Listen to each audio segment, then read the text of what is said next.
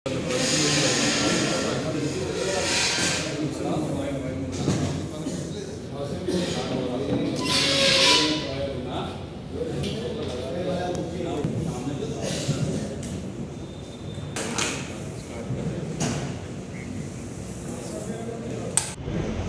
గోపీనాథ్ గారు మరణించినందువలన by election రావడం జరిగింది.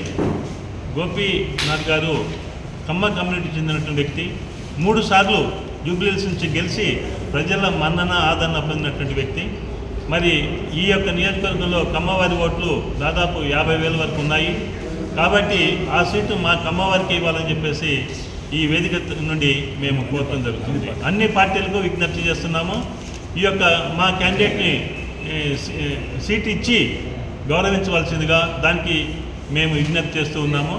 అంతేకాకుండా త్వరలో జరగబోయే స్థానిక సంస్థల ఎన్నికల్లో కూడా ఎంపీపీ, జెడ్పీటీసీ, తర్వాత సర్పంచ్ ఎన్నికలైతేమి, లేకపోతే మున్సిపల్ కార్పొరేషన్స్, మున్సిపాలిటీసు, ఈ అన్నింటిలో కూడా కమ్మవారికి సముచిత ప్రాధాన్యత ఇవ్వాలని కోరుతూ, అలాగే కమ్మవారికి కూడా విజ్ఞప్తి చేస్తున్నాం ఏంటంటే సీట్ అడిగే ముందు మీరు కూడా దానికి అర్హత సంపాదించండి, పోరాడండి, కష్టపడండి, ఈ యొక్క అధిష్టానాన్ని మెప్పించండి.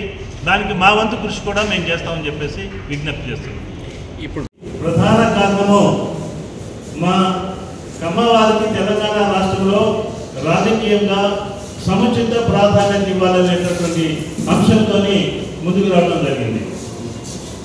సాధారణంగా మేము ఈ డిమాండ్ చేయడానికి ప్రధాన కారణము మొదటి నుంచి కూడా రాజకీయాలలో, విద్యారంగంలో, సామాజిక రంగంలో కమ్మ సామాజిక వర్గం ముందున్నది.